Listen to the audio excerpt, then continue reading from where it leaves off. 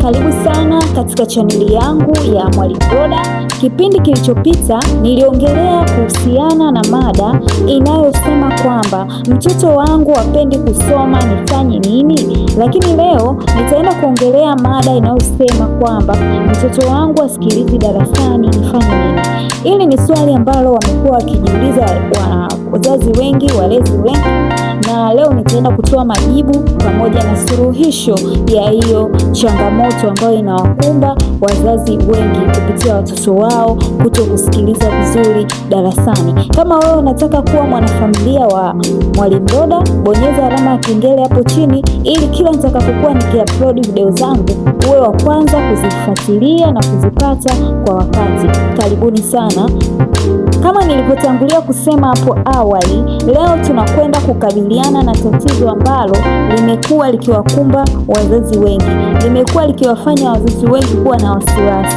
Na tatizo hilo ni wamekuwa wakijiuliza kwamba mtoto wangu asikilizi darasani, nifanye nini? Sasa leo nitakwenda kutoa sababu za msingi ambazo zinawafanya wanafunzi wengi au watoto wengi kuto kusikiliza vizuri darasani. Lakini pia nitaenda kutoa njia zipi ambazo utaenda kumsaidia huyo mtoto ili aweze kurudi katika hali nzuri ya kuweza kusikiliza na kuelewa darasani. Kwa hiyo fuatilia somo hili mwanzo hadi mwisho ili uweze kujifunza sababu hizo, lakini pia kuweza kujua njia gani ambazo utatumia ili kumfanya mtoto wako aweze kusikiliza vizuri na kurudi katika hali yake. Sababu ya kwanza ambayo huwa inawafanya watoto wasisikilize vizuri darasani ni changamoto ya kusikia au usikivu hafifu kwa watoto.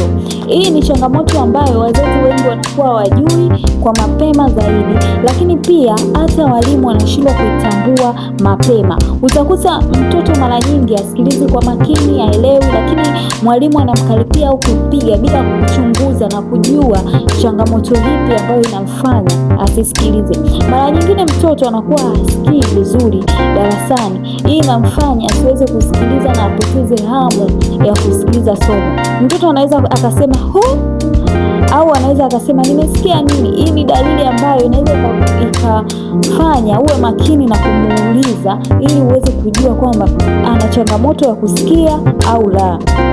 Hii si uzembe bali ni tatizo la kiafya. Nimekutana na kesi hii nikiwa nasoma high school. Kuna rafiki yangu alikuwa ananiambia kwamba kipindi yeye anasoma elimu ya awali ndio hiyo changamoto ilimwanza ya kutokusikia, lakini walimu walikuwa hawatambui kwamba yule mtoto asikii, na alikuwa anaelewa vizuri, anaperform vizuri darasani, lakini kuna wakati mwalimu alikuwa akimuita, akimuuliza swali hawezi kuelewa, akimwambia soma hawezi kuelewa, hawezi kuzungumza. Mwalimu akawa anampiga, wengine wanamwambia umefanya makusudi, kumbe alikuwa tayari ana changamoto ya kusikia. Kwa hiyo wewe kama mwalimu au mzazi, kabla hujasema kwamba mtoto wangu asikilizi vizuri darasani au hapendi kumsikiliza mwalimu, cha kwanza inabidi umchunguze kama yule mtoto ana changamoto ya kusikia. Hapo ndo unaweza ukajidhihirisha kwamba kuna kitu gani kinamkumba ili uweze kumsaidia zaidi aweze kurudi katika hali nzuri. Sababu nyingine ambayo huwa inafanya watoto wengi wasisikilize vizuri darasani ni uchovu wa mtoto. Mara nyingi mtoto anapokuwa amechoka, anakuwa hayupo motivated au ashawishiki katika kumsikiliza mwalimu. Utamfundisha, utasema hivi, lakini asikii wala haelewi, ni kwa sababu anakuwa amechoka. Sasa uchovu huu unaweza ukasababisha labda na usingizi. Anaweza akawa hajapata usingizi wa kutosha usiku, lakini vile vile inaweza ikasababisha chakula kisichoridhisha, labda akawa na njaa au mwili ukawa dhaifu. Hiyo ni changamoto nyingine ambayo tunasema ya afya. Pia inaweza ikamfanya mtoto achoke na kushindwa kusikiliza vizuri. Kwa hiyo lazima ujue kuna sababu ipi ambayo inampelekea yule mtoto asisikilize kabla hujaanza kumjaji na kumpa adhabu, ili kuwa motivate watoto waweze kusoma vizuri. Sababu ya tatu huwa ni mazingira machafu. Mazingira yanakuwa so attractive au hayamvutii mtoto katika kujifunza. Mazingira haya yanaweza yakawa kelele nyingi, yanaweza yakawa arrangement au mpangilio wake ukawa ni duni. Mfano, fikiria darasa moja linakuwa na wanafunzi 50 watoto au, lakini vile vile joto linakuwa kali, kelele za nje nyingi, miziki nini. Kwa hiyo hii inafanya mtoto anachoka anashindwa hata kusikiliza, anashindwa asikilize sauti za nje ama asikilize sauti za ndani. Mwalimu anazungumza kwa sauti ile ile, hatumii mbinu nyingine, kwa hiyo inamchosha zaidi mtoto katika kusikiliza. Sababu nyingine ni masomo yasiyomvutia. Kuna tofauti kati ya kusoma na kufundishwa.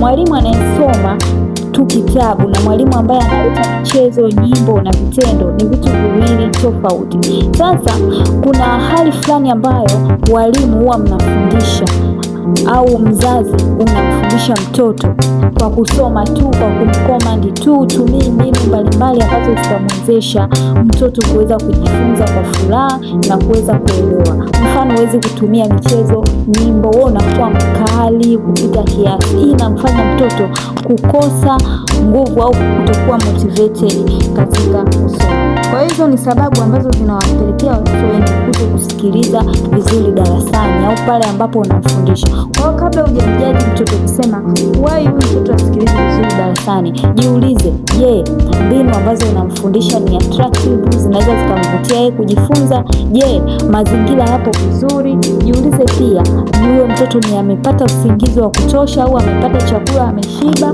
au ameweza kupumzika vya kutosha? Lakini pia jiulize kwamba huyo mtoto anasikia vizuri. Je, hana matatizo mengine ya kiafya? Hiyo itakufanya uweze kufanya judgment, maamuzi ambayo yataenda kumsaidia yeye katika kusikiliza vizuri.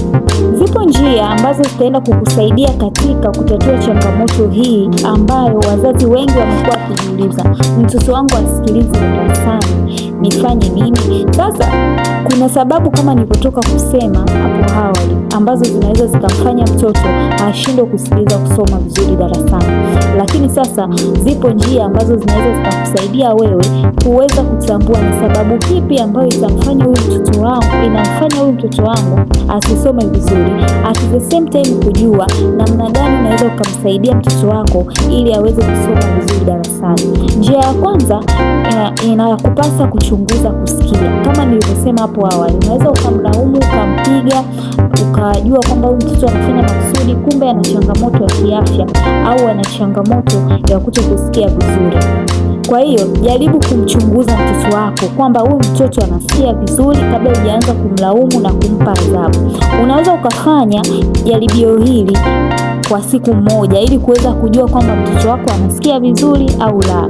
Unaweza ukasimama nyuma ya mtoto wako afu ukasema kwa sauti ndogo, tafadhali niletee kijiko. Kama asikii, rudia tena kwa sauti kubwa zaidi, tafadhali niletee kijiko. Hii ni testi rahisi ambayo itaenda kukusaidia kujua kwamba huyu mtoto wangu anasikia au ana usikivu hafifu. Kama atakuwa anasikia, basi ataenda kukuletea kijiko. Utajua kwamba huyu mtoto itakuwa na changamoto nyingine, sio kusikia. Lakini kama asikii, yule mtoto atakwambia unasemaje? Rudia. Kwa hiyo hapo utaanza kujua kabisa huyu mtoto wangu ana changamoto katika kusikia, na kuanza kujua mbinu gani zitakusaidia ili uweze kumsaidia kusikiliza vizuri darasani. Njia ya pili ni kumwekea mtoto ratiba ya kulala. Kama nilivyosema hapo awali kwamba watoto wengine hawasikilizi vizuri darasani, sababu inakuwa ni kuchoka. Anakuwa amechoka, kwa hiyo anakuwa hayupo motivated au hashawishiki katika kumsikiliza mwalimu. Kwa hiyo wewe kama mzazi inabidi umwekee mtoto wako ratiba ya kulala. Kwa kawaida mtoto wa miaka 5 hadi 12 anahitaji masaa 9 hadi 12 ya usingizi. Kwa hiyo wewe kama mzazi unaweza ukawa unamguide mtoto wako katika kulala. Wazazi wengi tunaangalia katika jamii, kunakuwa nyumba ina TV. Anaweza akawasha TV kuanzia saa 1 ya usiku, kuanzia saa 1 ya jioni mpaka saa 5 ya usiku mtoto anaangalia TV. Mtoto anakuja kulala saa 7 ya usiku hadi saa 6. Masaa machache tu asubuhi kashaamka, anaamshwa anaenda shule. Ile inamfanya mtoto akienda shule anakuwa amechoka, hata mwalimu anakufundisha hawezi kumsikiliza.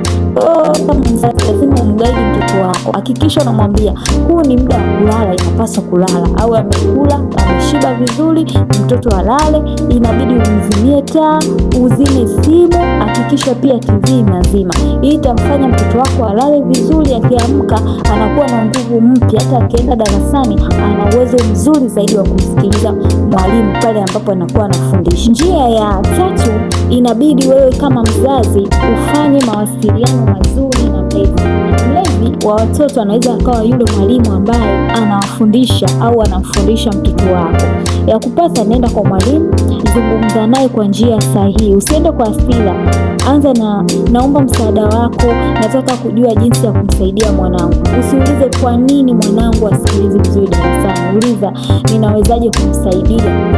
Wewe pamoja na mwalimu tafuta ushirikiano wa namna gani ambavyo utaweza kumsaidia mtoto wako aweze kujua kusoma, aweze kusikiliza vizuri darasani. Sasa wazazi wengi wamekuwa na hasira pale ambapo wanaona mtoto wake alianza kujua kusoma, mtoto wake huko anasikia kwamba asikilize vizuri darasani, anapoenda shuleni anaenda kwa ukali na hasira. Wakati wewe mzazi unatakiwa utumike kama daraja la kusapotiana au kushirikiana na mwalimu katika kumsaidia mtoto. Kwa hiyo nenda kwa upole, tengeneza mawasiliano mazuri na mwalimu, muulize ili naye aweze kuwa makini katika kumchunguza mtoto wako. Msaidizani kuweza kujua changamoto ipi na kumkabili huyu mtoto mpaka asikilize vizuri darasani, na namna gani tunaweza tukamsaidia ili kutatua changamoto yake hiyo. Njia ya 4 ambayo itaenda kukusaidia kuweza kumsaidia huyo mtoto wako ambaye asikilize darasani ni kufanya masomo ya nyumbani. Mara nyingi wazazi anapompeleka mtoto wake akasome shule ya awali au akaanze kusoma shule, mara nyingi wanawaachia mizigo yote walimu. Unakuta kuna shule nyingine wanafunzi wanakuwa wengi, mwalimu hawezi kumfuatilia mwanafunzi mmoja mmoja. Hivyo wewe, jukumu lako kama mzazi ni kuhakikisha mtoto wako anaporudi nyumbani unamwangalia, unaangalia je, anasoma vizuri, je, anaelewa, unafuatilia nyendo zake, lakini pia unajitahidi hata na wewe kuweza kumfundisha ukiwa nyumbani. Kama vile unaweza ukamfundisha kuhesabu kwa kutumia maharage, unaweza ukamfundisha kusoma kwa kutumia njia ya wanyamapori na kufanya pia masomo kuwa kama mchezo. Kama unataka wewe mzazi uweze kujua namna gani utamfundisha mtoto kusoma na kuandika akiwa nyumbani, basi fuatilia masomo yangu ya Mwalimu Roda ili uweze kujifunza mbinu ambazo zitakufanya umfundishe mtoto wako ukiwa nyumbani. Mzazi mwingine anaweza akajiuliza, nitamfundishaje wakati mimi sielewi naanzia wapi? Basi hapa ni mahali sahihi. Subscribe kwenye channel yangu na endelea kuifuatilia ili uweze kujifunza mbinu ambazo zitakusaidia wewe uweze kumfundisha mtoto ukiwa nyumbani. Wazazi wapendwa, kumbuka hili, mtoto anayesikiliza darasani si mwenye bahati tu, ni mtoto anayesaidiwa na mazingira mazuri nyumbani. Kwa hiyo unapomwona mtoto anasikiliza vizuri darasani, jua kuna mazingira mazuri ambayo yanatengenezewa nyumbani ambayo yanamsapoti yeye ili aweze kusikiliza. Kama unataka mtoto wako asikilize vizuri, basi jaribu kumtengenezea mazingira mazuri akiwa nyumbani ili aweze kumsapoti hata atakapokuwa anajifunza. Challenge yako ya leo hii, baada ya kumaliza video hii jiulize, mtoto wako ana usingizi wa kutosha? Kama jibu ni hapana, anza hapo. Naomba uandike kwenye komenti tatizo gani umeliona kwenye video hii. Mtoto wako ana umri gani? Na share video hii na wazazi wengine ili waweze kujifunza. Kama video hii imekusaidia, bonyeza like, subscribe ili uweze kupata video mpya kila wiki. Asanteni sana na Mungu awabariki.